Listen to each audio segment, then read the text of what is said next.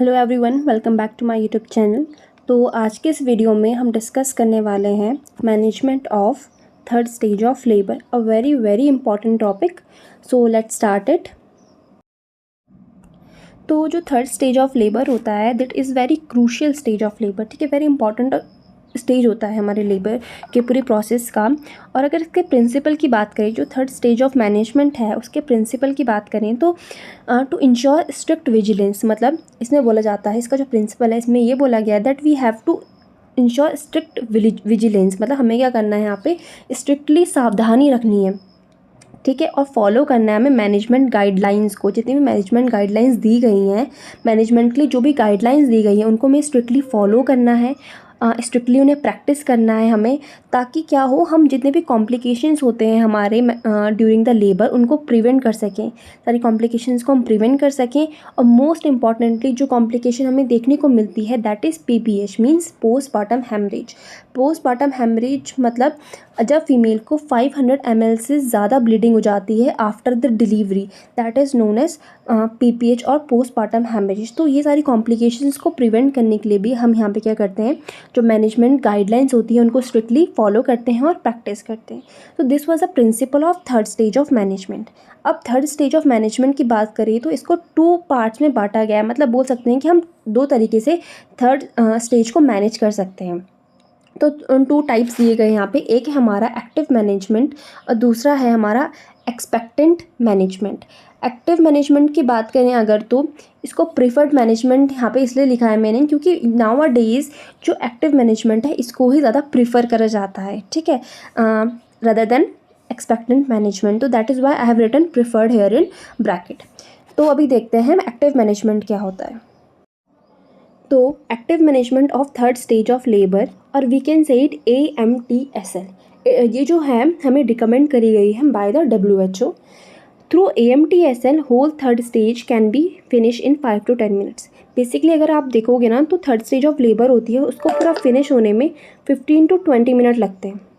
But अगर आप active management के थ्रू बेबी जो थर्ड स्टेज ऑफ लेबर है इसको करवा रहे हो तो इसको 5 to 10 मिनट्स लगते हैं ओनली।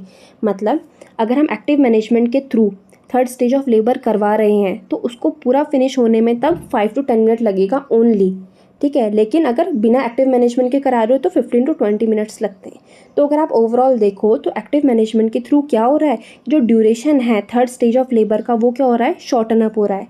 ये जो पूरा पीरियड है वो शॉर्टन अप हो जाएगा। अभी कैसे होगा ये तो हम आगे देखेंगे, बट अभी के लिए आप इतना समझो कि जो AMTSL है ये करता है हमारा जो थर्ड स्टेज ऑफ लेबर है उसकी ड्यूरेशन को शॉर्ट कर देता है, ठीक है। So now here is principle of active management of third stage of labour. तो क्या प्रिंसिपल है इसका, to excite powerful uterine contractions, मतलब यहाँ पे हम क्या करते हैं, पावरफुल यूट्राइन कॉन्ट्रैक्शंस को एक्साइट करवाते हैं मदर में, जो मदर की यूट्रस है उसमें हम कॉन्ट्रैक्शंस को एक्साइट करवाते हैं।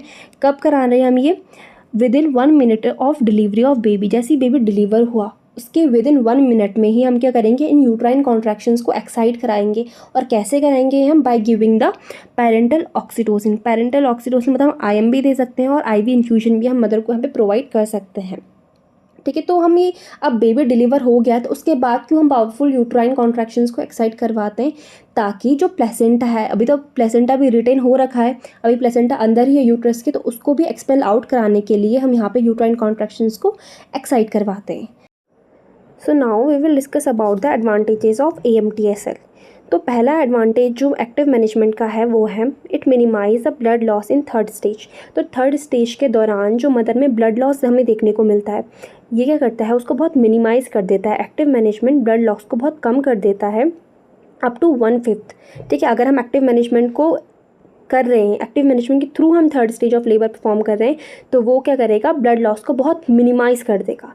जो नेक्स्ट है हमारा एडवांटेज वो है, shortens the duration of third stage of labour.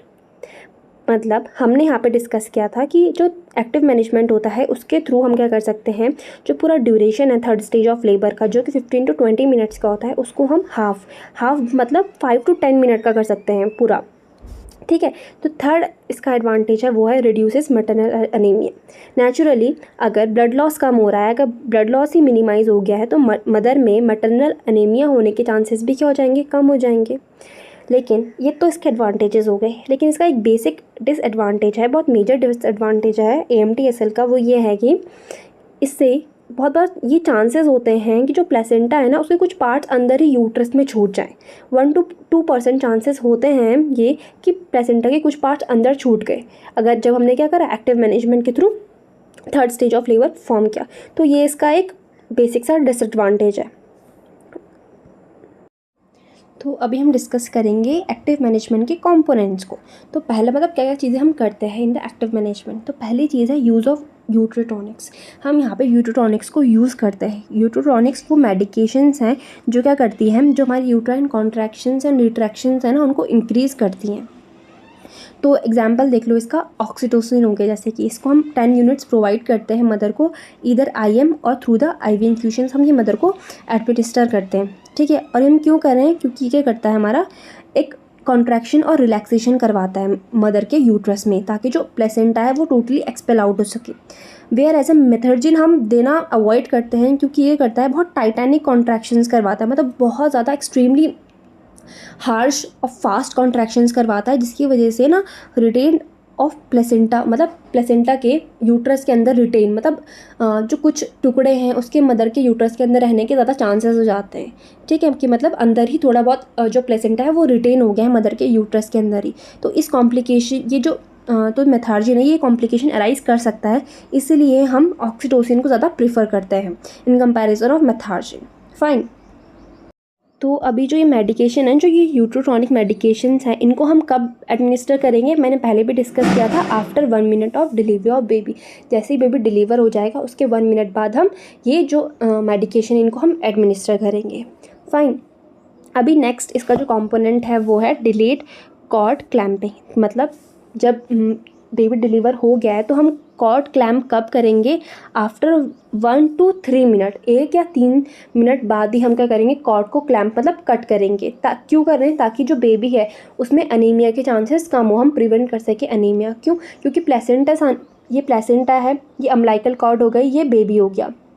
तो अगर हम पहले ही कट कर देंगे तो जो प्लेसेंटा के अंदर जो ब्लड है वो बेबी में ट्रांसफ़र नहीं हो पाएगा। तो इसलिए हम प्रेफर करते हैं कि हम जो क्लैम्प करें, जो हम कट करें ना अम्बिलिकल कॉर्ड को, 1 से 3 मिनट बाद ही करें, ताकि जितना भी ब्लड प्लेसेंटा के अंदर था वो बेबी के अंदर आराम से ट्रांसफ़र हो जाए इस ड्यूरेशन में, 1 to 3 मिनट की ड्यूरेशन में। फाइन। अभी थर्ड इसका जो कॉम्पोनेंट है जो बहुत इंपॉर्टेंट है, that is assisted expulsion of cord. मतलब यहाँ पे हमें आराम से देख कर क्या करना है, अभी कॉर्ड को भी एक्सपेल आउट करना है। तो ये भी हम 2 मेथड से करते हैं। फर्स्ट है हमारा कंट्रोल्ड कॉर्ड ट्रैक्शन, और इसको हम बोल सकते हैं मॉडिफाइड ब्रैंड एंड्रयूज मेथड, इसको हम बोलते हैं, ठीक है। क्या बोलते हैं, कंट्रोल्ड कॉर्ड ट्रैक्शन, या तो हम इसको क्या बोल सकते हैं, मॉडिफाइड ब्रैंड एंड्रयूज मेथड। और दूसरा मेथड जिसके थ्रू हम जो कॉर्ड है उसको एक्सपेल करा सकते हैं, दैट इज़ फंडल प्रेशर। तो पहले हम डिस्कस करेंगे कंट्रोल्ड कॉर्ड ट्रैक्शन मेथड को।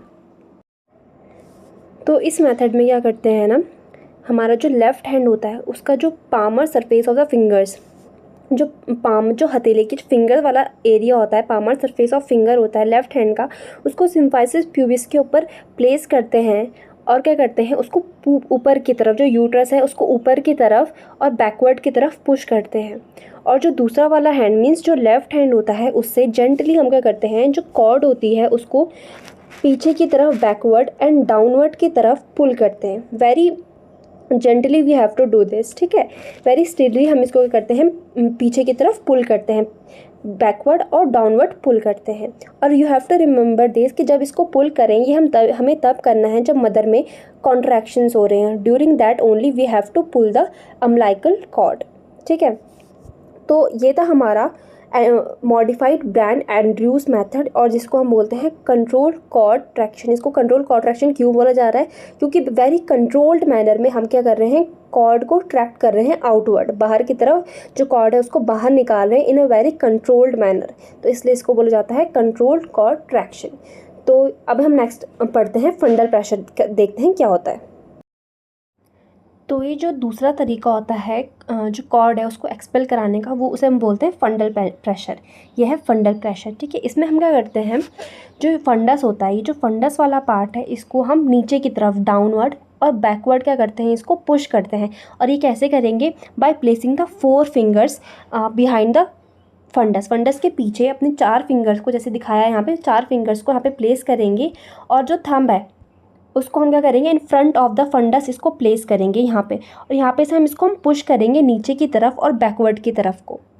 ठीक है, अब ये वाला मेथड हम किन में यूज़ करते हैं, जो प्री मैच्योर बेबीज़ होते हैं या जो बहुत ज़्यादा मैसेरेटेड मीन्स जो बहुत सॉफ्ट बेबीज़ होते हैं, जो प्री मैच्योर हो जाते हैं। ठीक है, तो उनमें हम ये वाला मेथड को हम यूज़ करते हैं, क्योंकि यहाँ पे क्या होता है, अगर हम जो कंट्रोल कॉर्ड ट्रैक्शन मेथड है अगर वो यूज़ करेंगे तो क्या होगा, उसमें जब हम कॉर्ड को खींच रहे हैं तो उस टाइम पे क्या हो जाएगा, जो कॉर्ड है उसके ना टूटने के चांसेस होते हैं, क्योंकि बेबी का जो कॉर्ड होता है वो इतना ज़्यादा स्ट्रॉन्ग नहीं होता है प्री मैच्योर में या मैसेरेटेड बेबीज़ में। तो उनमें हम जो ये फंडल प्रेशर है, जिसमें हम क्या कर रहे हैं, 4 फिंगर से और थंब से प्रेशर दे के जो कॉर्ड है और जो प्लेसेंटा है उसको एक्सपेल आउट करवा रहे हैं, तो उनमें हम ये वाला मेथड को हम ज़्यादा यूज़ करते हैं। फाइन, तो this was about the फंडल pressure. तो यहाँ पे कंट्रोल कॉर्ड ट्रैक्शन के पूरे रिटर्न में नोट्स हैं, यहाँ पे इसको आप स्क्रीनशॉट ले सकते हो और you can write it down. Another is fundal pressure. तो नाउ अब हम कर so now we will discuss about the examination of placenta, membrane and cord. अब क्या हो गया, बेबी पूरा डिलीवर आउट हो गया, प्लेसेंटा पूरा डिलीवर हो गया। अभी हमें क्या करना है, जो प्लेसेंटा है, जो मेम्ब्रेन्स हैं और जो कॉर्ड है उनको एग्जामिन करना होता है ढंग से। तो ये कैसे होगा, जैसे ही डिलीवरी हुई है उसके बाद प्लेसेंटा को हम अच्छे से ना वॉश करते हैं, उससे पूरे जितने भी ब्लड क्लॉट्स होते हैं सब रिमूव करते हैं।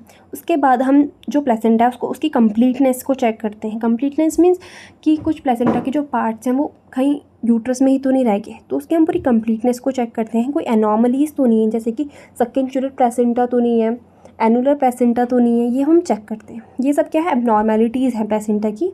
I will make another video on that. कोई मतलब कोई गैप तो नहीं है, जैसे ये प्लेसेंटा इनमें कॉटिलेडन्स हैं, इनके बीच में कोई गैप तो नहीं है या कोई कॉटिलेडन मिसिंग तो नहीं है, ये भी हम एग्जामिन करेंगे। जो मेम्ब्रेन्स होती हैं जैसे कि कॉरियन और जो एमनियन हमारी मेम्ब्रेन होती है, इनको भी हम केयरफुली एग्जामिन करेंगे, इनकी भी हम कंप्लीटनेस को चेक करेंगे। कोई एबनॉर्मल वेसल तो नहीं है वहाँ पे, या कोई मतलब सक्केंचुलेट प्लेसेंटा की कंडीशन तो नहीं है, ये भी हम चेक करेंगे। अगर आप देखो नेचुरली तो जो एमनियन होता है ना, इसका जो नेचर होता है वो बहुत शाइनी होता है, और जो कॉरियन होता है बहुत सैगी नेचर का होता है, तो ये भी हमें चेक करना होता है। ठीक है, हाँ, यहाँ पे नंबर ऑफ़ वेसल्स को चेक करते हैं। हमें पता है 2 आर्टरीज और 1 वेन हमें यहाँ पे देखने को मिलती है, लेकिन हमें देखना है कोई एबनॉर्मल वेसल तो नहीं है, नंबर ऑफ़ वेसल्स को हमें काउंट करना है। तो ये सब कुछ हमें करना है in the examination of placenta, membrane and cord. तो अभी ये सब कुछ था, हमने जो पढ़ा वो एक्टिव मैनेजमेंट के बारे में पढ़ा, EMTSL के बारे में पढ़ा। अभी हम देखेंगे एक्सपेक्टेड मैनेजमेंट। एक्सपेक्टेंट जो मैनेजमेंट होता है ये ट्रेडिशनल मैनेजमेंट है, मतलब जो बहुत पुराने तरीक़ों से जो मैनेजमेंट हम करते हैं 3rd स्टेज में, उसको हम बोलते हैं एक्सपेक्टेंट मैनेजमेंट। इसको हम ट्रेडिशनल मैनेजमेंट भी बोल सकते हैं, जो पहले से चला हुआ आ रहा है। इस मैनेजमेंट हम क्या करते हैं यहाँ पे, इस मैनेजमेंट में the placental separation and its descent into the vagina are allowed to occur simultaneously। मतलब हम यहाँ पे खुद से कुछ नहीं कर रहे हैं, जो प्लेसेंटा का सेपरेशन है उसको हम खुद से होने दे रहे हैं, खुद ही यूट्राइन कॉन्ट्रैक्शंस को हम ऑक्सीटोसिन नहीं प्रोवाइड कर रहे हैं। ठीक है, खुद ही प्लेसेंटा खुद सेपरेट हो रहा है, खुद मदर के यूट्रस में कॉन्ट्रैक्शंस और जो रिट्रैक्शंस हो रही हैं वो हो रही हैं, और प्लेसेंटा खुद ही डिसेंड डाउन हो रहा है अपने आप से। यहाँ पे हम क्या ज़्यादा कुछ हमको ज़्यादा कुछ नहीं कर रहे हैं, जो भी करिए मदर कर रही है, मदर का यूट्रस कर रहा है और बेबी और प्लेसेंटा कर रहा है, मतलब वो खुद ही डिसेंड डाउन हो रहा है। हम यहाँ पे मिनिमल असिस्टेंस प्रोवाइड करते हैं, यहाँ पे इस ड्यूरेशन में हम मिनिमल, हमारा कुछ मेजर रोल नहीं होता है। तो इसीलिए यहाँ पे क्या होता है ना, 15 to 20 मिनट्स लग जाते हैं, क्योंकि खुद से ही हो रहा है। यहाँ पे हम कोई ऑक्सीटोसिन प्रोवाइड नहीं कर रहे हैं, कुछ नहीं कर रहे हैं, तो यहाँ पे इस पूरे ड्यूरेशन को इसलिए यहाँ पे 15 to 20 मिनट्स लगते हैं। ठीक है, अब ठीक है, इतना ही था इसमें।